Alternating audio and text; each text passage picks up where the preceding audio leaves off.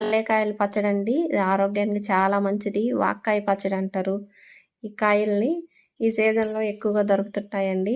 ఇవి దొరికినప్పుడు మాత్రం తప్పకుండా చేసుకోండి. ఆరోగ్యానికి ఎన్నో ఔషధ గుణాలను అందిస్తుంది. చూడండి ఈ వాక్కాయలు నేను 100 గ్రాములు తీసుకున్నాను. వీటిని కట్ చేసి విత్తనాలన్నీ తీసి పక్కన పెట్టాను. చూడండి ఎన్ని ఉన్నాయో. సి విటమిన్ ఎక్కువగా ఉంటదండి. అలాగే బరువు గాని తగ్గించుకోవచ్చండి ఇది తినటం వల్ల. ఎక్కువ మోతాదులో తీసుకొని ఇలా కట్ చేసి సీడ్స్ తీసి ఎండబెట్టుకొని ఎప్పుడు కావాలో అప్పుడు వాడుకోవచ్చండి.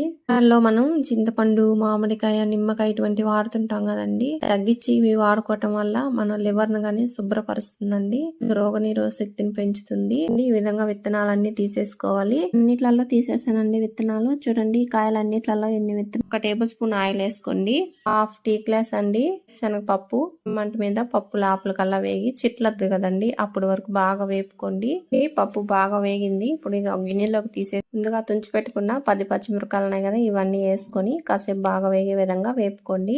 కొంచెం వేగిన తర్వాత ఇప్పుడు 1 టేబుల్ స్పూన్ నిండా ధనియాలు, 1 టీ స్పూన్ నిండా జీలకర్ర, 1/2 టీ స్పూన్ అండి కొంచెం మెంతులు, అన్ని కానీ మాడిపోకుండా దోరగా వేపుకోండి. ఇవి కానీ గిన్నెలోకి తీసేసుకోండి. ఇప్పుడు ఇదే కడాయిలోకి 1 టేబుల్ స్పూన్ ఆయిల్ వేసుకొని కట్ చేసి పెట్టుకుని ఈ వాక్కాయ ముక్కలన్నీ వేసుకోండి. అన్ని చిన్న మంట మీద 1 నిమిషం పాటు బాగా వేపుకోండి.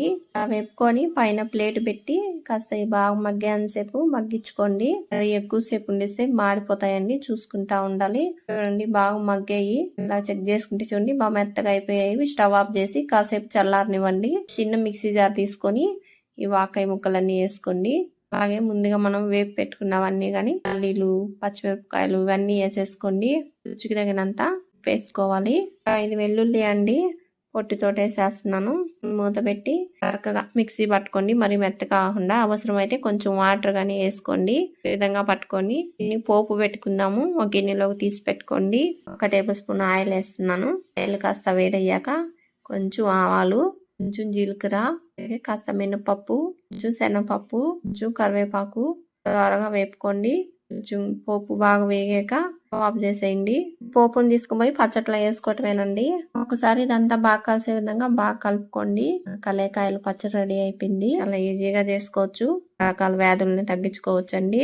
ఈ పచ్చడి తినటం వల్ల సీజన్ లో కలేకాయలు ఎక్కువగా అమ్ముతున్నారండి. మరి ఎక్కువ కాస్ట్ కూడా కాదు. మీరు కానీ తెచ్చుకొని ఈ విధంగా చేసుకొని మీకు ఎలాగొచ్చిందో కామెంట్ బాక్స్ లో తెలియజేయండి ఫ్రెండ్స్. వేడివేడిగా అన్నం పెట్టుకొని కొంచెం పచ్చడి వేసుకొని కాస్త నెయ్యి వేసుకొని తినండి. 2 ముద్దలు ఎక్కువే తినాలనిపిస్తుంది. అంత బాగుందండి పచ్చడి. అలాగే ఇడ్లీలో గాని, చపాతీలోకి, రోటీలోకి, దోశలో గాని వేసుకొని తింటే చాలా